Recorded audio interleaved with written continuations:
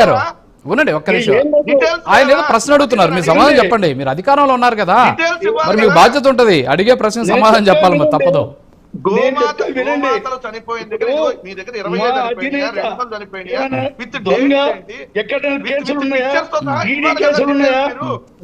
Sir అది కాదు, వీరబ్రహ్మం గారు వెంకటరెడ్డి గారు ఒక స్ట్రైట్ క్వశ్చన్ అడుగుతున్నారు. మీ దగ్గర వివరాలుంటే బయట పెట్టండి, మీరే చెప్తున్నారు జియో ట్యాగింగ్ ఉంది అనేసి. మరి ఆ వివరాలు బయట పెడితే ఖచ్చితంగా కరుణాకర్ రెడ్డి గారి మీద ఆంధ్రప్రదేశ్లో కాదు తెలంగాణ వ్యాప్తంగా కూడా కేసులు పెట్టచ్చు. ఆ వివరాలు మీరు బయట పెడితే, మరి అవి బయట పెట్టండి అని అడుగుతున్నారు. పెట్టే పరిస్థితి ఉందా లేదా, దానికి సమాధానం చెప్పండి. తప్పనిసరిగా ఉంటది. మేము ఎవరిని వదిలిపెట్టము. ఈ తప్పు చేసిన వాడు మా పార్టీ వాడైనా పార్టీలు కాదు సార్, ఇక్కడ సున్నితమైన అంశం ఇది. కిరణ్ కుమార్ కి ఆవులకి గోవులకి మీరు లింక్ పెట్టద్దు ప్లీజ్ సార్. ఇంకోటి కారణం కూడా ఏం లేదు సార్, ఈ ప్రభుత్వం ముందుకు పోలేకపోవడానికి కూడా కారణాలు. ఇంకా చాలా మంది ఐఏఎస్ ఐపీఎస్ అధికారులు ఇంకా వైసీపీ పార్టీకి తొత్తు. నిన్న చూసాం గోరంట్ల మాధవ్ని, ఏమండి మా నాయకుడు మా పార్టీలో ఉన్న వాళ్ళని కేసు పెట్టమని బాబు గారు అంటే ఆయన సార్ వచ్చేసారు బయటకు వచ్చేసారు. వెంకటరెడ్డి గారు ఉండండి. యా ఓకే, యా వీరబ్రహ్మం గారు వస్తాను, మళ్ళీ వస్తాను మీ దగ్గరికి, మళ్ళీ వస్తాను ఒకసారి. కీర్తన గారు, సో ఏంటి ఓవరాల్గా మీరు స్థానికురాలుగా, సరే జనసేన అధికార ప్రతినిధి పక్కన పెడదాం, స్థానికురాలు, తిరుమల శ్రీవారి భక్తురాలు, సో మీరు ఈ అంశానికి సంబంధించి కూడా చెప్పారు. అన్నా లెజనావ్ గారు వాళ్ళు వచ్చారు, అన్యమతస్థురాలు ఆమె. సో ఆమె క్షేత్ర సాంప్రదాయం మీకు తెలుసు, క్షేత్ర సాంప్రదాయం అనేది ఒకటి ఉంటుంది, సో దాన్ని కూడా ఆమె పాటించారు. సో మహిళలు తలనీలాలు ఇవ్వాలి అంటే ఏ విధంగా ఆలోచిస్తారు కూడా మనం చూసాం. బహుశా మీరు కూడా గతంలో విఐపీలు వచ్చిన సందర్భాలు మీరు వెళ్ళుంటారు. కాటేజ్గా వచ్చి క్షురకులు అక్కడ తలనీలాలు ఇస్తారు, కానీ ఈమె ఏకంగా పోయి కళ్యాణ కట్టలో కూర్చొని చేసి వచ్చినటువంటి పరిస్థితి. నిజంగా ఏమంటారు మీరు? ముఖ్యంగా నేను వెంకటరెడ్డి గారికి ఫస్ట్ ఆన్సర్ చేసి మళ్ళీ అన్నలేజాని గారి టాపిక్ మాట్లాడతాను సార్. వెంకటరెడ్డి గారిని అడ్డుపడకండి. ఒక వెంకటేశ్వర స్వామి పేరే నేను పెట్టుకున్నాను, ఆయనకి ఇంత అన్యాయం జరిగిపోతుంటే నా వల్ల కావట్లేదు, చాలా బాధ హృదయంతో మాట్లాడుతున్నాను అంటున్నారు. ఇదే మాజీ టీటీడీ చైర్మన్ వైవి సుబ్బారెడ్డి గారి సతీమణి సాక్షాత్తు గుడి లోపల జగన్నాథ రక్షక గోవింద అనాల్సిన చోట జగన్ రక్షక గోవింద అని ఆవిడ అన్నప్పుడు ఈయన మనోభావాలు, ఈయన భక్తి అవంతా ఎక్కడికి కొట్టుకొని వెళ్ళిపోయి ఆ రోజు జరుగుతున్న అన్యాయాన్ని ఎందుకు ఆ రోజు నోరు తీసి మాట్లాడలేకపోయాడు? సాక్షాత్ స్వామివారి నామస్మరణ జగన్ కోసం మాట్లాడుతున్నప్పుడు ఈయనకు తప్పు అనిపించలేదా? అంటే ఒక మాజీ టీటీడీ చైర్మన్ భార్య అయితే ఆయన నామస్మరణలు కూడా వెంకటేశ్వర స్వామిని మార్చేసి జగన్మోహన్ రెడ్డి గారిని ప్రసన్నం చేసుకోవడం కోసం ఆయన సాక్షాత్తు నామస్మరణ చేసేయచ్చా స్వామివారి సన్నిధిలో తులాభారం దగ్గర? అంటే అక్కడ ఆయన మతము, ఆయన టీటీడీ గురించి ఆయనకున్న బాధ, ఆవేదన, ఆయన పేరులో ఉన్న వెంకటేశ్వర స్వామి నీ ఆడ భ్రష్టు పట్టిస్తున్నప్పుడు తప్పు అనిపించలేదా? అండ్ ఇంకోటి ఏంటంటే ఈ రోజు అన్నా లక్ష్మణనగర్ అది ఒకసారి విందాం. మీరు ఎలాగో సబ్జెక్ట్ తెచ్చారు కాబట్టి ఒకసారి అది కూడా విందాం మనం, ఎందుకంటే అది కూడా తెలియాలి కదా. ఒకసారి ప్లీజ్.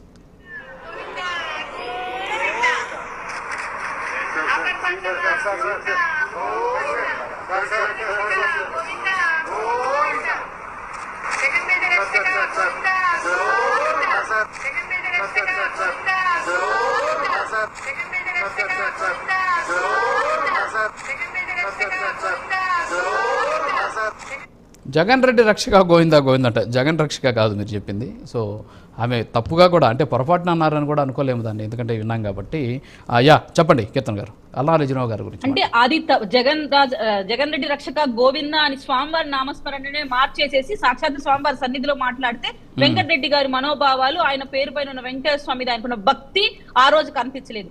సాక్షాత్తు రోజా గారి ఫోటోగ్రాఫర్ మెళ్ళో సిలువ వేసుకొని వచ్చి స్వామివారి సన్నిధికి ఎదురుగా ఉండి ఆయన వచ్చి ఫొటోస్ తీస్తుంటే అది తప్పు అని ప్రతి ఒక్కరం మాట్లాడితే ఆ రోజు రోజా గారు కానీ, వైసీపీ క్యాడర్ కానీ, టీటీడీ యాజమాన్యం కానీ, ఆ రోజు పనిచేస్తున్న వైసీపీ పెద్దలందరూ అక్కడ ఉన్న ఒక్కరు దాన్ని తప్పని మాట్లాడలేదు సార్. అతని మెళ్ళో సిలువ ఉంది, అతని స్వామివారి సన్నిధి నుంచి బయటకు వస్తుంటే ఆమె ఫోటోలు తీసుకుంటూ సిలువతోనే తిరుగుతున్నాడు స్వామివారి సన్నిధి మొత్తం. అంటే అది తప్పని వీళ్ళకి అనిపించలేదా? ఎందుకు ఆ రోజు మాట్లాడలేకపోయారు? ఈ రోజు వచ్చి జగన్మోహన్ రెడ్డి గారు కానీ ఆయన ప్రభుత్వంలో ఉంటున్న ఇలాంటి వాళ్ళందరూ చాలా అపరాధాలు మేము చేస్తున్నాం అంటున్నారు. మీరు ఒక్కసారి గూగుల్ సెర్చ్ చేయండి. వీళ్ళ ప్రభుత్వంలో డ్రగ్, గంజాయి, మత్తు పదార్థాలు, చికెన్, అటువంటి బిర్యానీ ప్రోడక్ట్స్ అన్ని కూడా స్వామివారికి మన కాటేజెస్ లో దొరికితే అతని కాళ్లలో పెట్టుకొని తీసిస్తుంటే ప్రతి ఒక్క వీడియో మనం టెలికాస్ట్ చేసాం ఆ రోజు.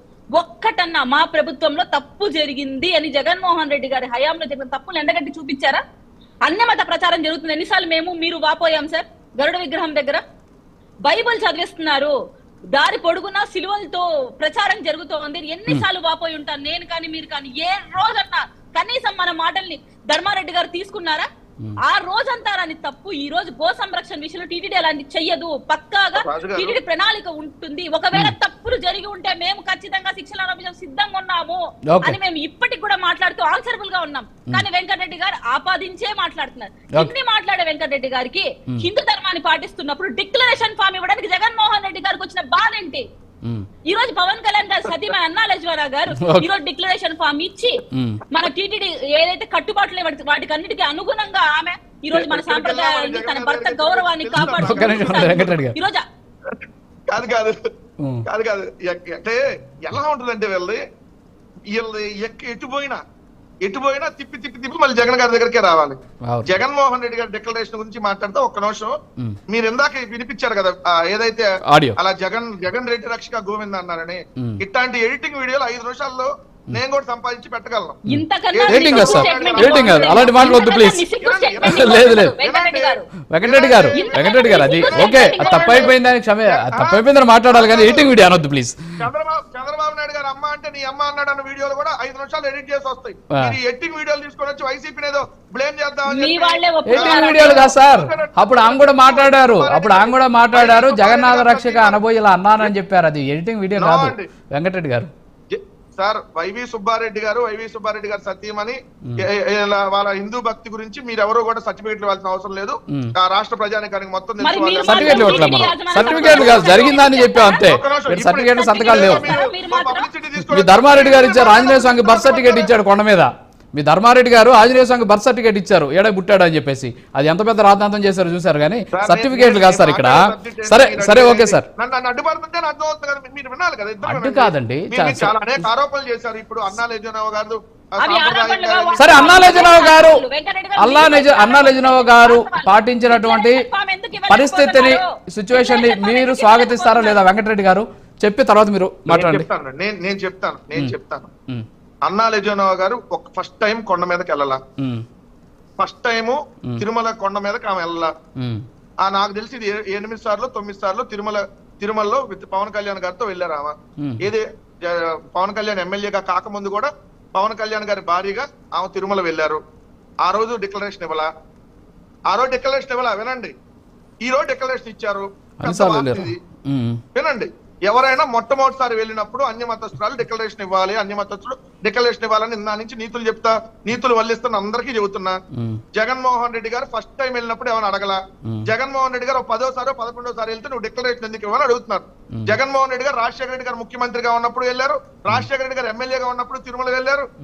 ఏది రాజశేఖర రెడ్డి గారు ప్రతిపక్ష నాయకుడిగా ఉన్నప్పుడు జగన్మోహన్ రెడ్డి గారు తిరుమల వెళ్ళారు. రాజశేఖర రెడ్డి గారు ముఖ్యమంత్రిగా ఉన్నప్పుడు జగన్మోహన్ రెడ్డి గారు వెళ్ళారు, అప్పుడు రాలా డిక్లరేషన్. జగన్మోహన్ రెడ్డి గారు అపోజిషన్ లీడర్ గా ఉన్నప్పుడు వెళ్ళారు, అప్పుడు రాలా డిక్లరేషన్. కానీ రాజకీయంగా వాడుకోవడానికి డిక్లరేషన్ వస్తుంది. అసలు తిరునామాలు 3 నామాలు పెట్టామంటేనే డిక్లరేషన్ అవసరంలా. హిందూ మతస్థులుగా చెప్తా ఉన్నాం, 3 నామాలు తిరునామాలకు ఉన్నటువంటి ప్రాధాన్యత అది. మనం ఏదో డిక్లరేషన్ ఇస్తే ఇవ్వకపోతే దాన్ని పెద్ద రాద్ధాంతంగా మరి మోడీ గారి భార్యతో ఎప్పుడు రాలేదే. మోడీ ఎంత తెలుగు వయసు వాళ్ళు అంటున్నారు, జగన్మోహన్ రెడ్డి గారు భార్యతో రారని. మరి మోడీ గారు భార్య ఉన్నారు కదా, అంటే పట్టు వస్త్రాలు లేండి సార్, అది పట్టు వస్త్రాలు వెంకటరెడ్డి గారు భార్యతో ఎవరు ఒంటరిగా బావచ్చులే కానీ తిరుమలకి దానికి ఏమి రిస్ట్రిక్షన్స్ లేవు. పట్టు వస్త్రాలు ఇచ్చే సందర్భంలో ధర్మం మీకు తెలుసు వెంకటరెడ్డి గారు, మీకు తెలుసు కాదు సార్. పట్టు వస్త్రాలు ఇచ్చేటప్పుడు భార్యతోటి వెళ్తారు, ఇద్దరు కూడా దంపతులు వెళ్ళి ఇస్తుంటారు, మీకు కూడా తెలుసు. ఓకే, ఎప్పుడు ఆయన ఇచ్చారు, ఎప్పుడు పట్టు వస్త్రాలు ఇచ్చారు మోడీ గారు ఎప్పుడు పట్టు వస్త్రాలు ఇవ్వలేదు వెంకటరెడ్డి గారు. ఓకే కీర్తన గారు క్లోజ్ చేయండి. ఇంకొక విషయము, ఇన్ని మాటలు మాట్లాడుతున్నారు కదా, పవన్ కళ్యాణ్ గారి సతీమణి అనేంత అర్హత వీళ్ళకి లేకపోయినా మీరు మాట్లాడుతున్నారు. మరి భారతి గారు ఎందుకు తిరుమలకు రాకోకుండా కేవలం రాదు కాబట్టి ఇంటికాడ సెట్ చేశారు, వెంకటేశ్వర స్వామిని ఇంటికాడికి రప్పించుకున్నారు. ఇది ఏ విధంగా కరెక్ట్?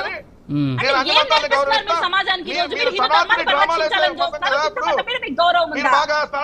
మీ భార్య రాదు కాబట్టి టెంపుల్ కి ఇంట్లో సెట్ చేస్తారు.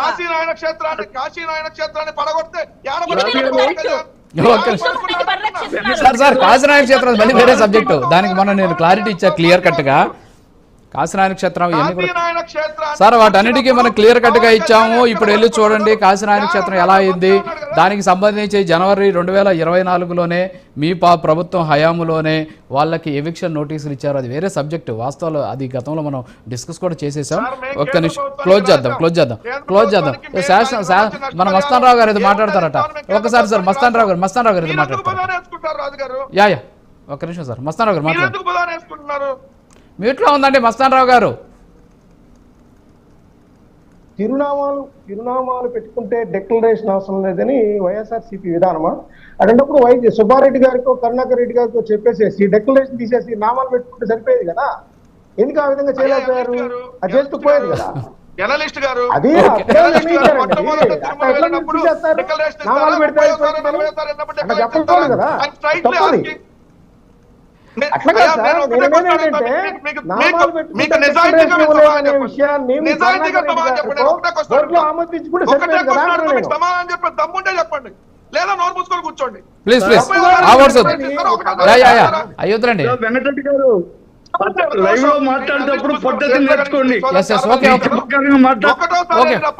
తిరుపతి రాష్ట్రంలో ఉన్న అన్ని అంటే ఒకట్లే అండి, ముందు మనకి విద్యుత్ ఉండాలా. మనము తిరుమలకి వెళ్ళినప్పుడు అక్కడ ఉన్నటువంటి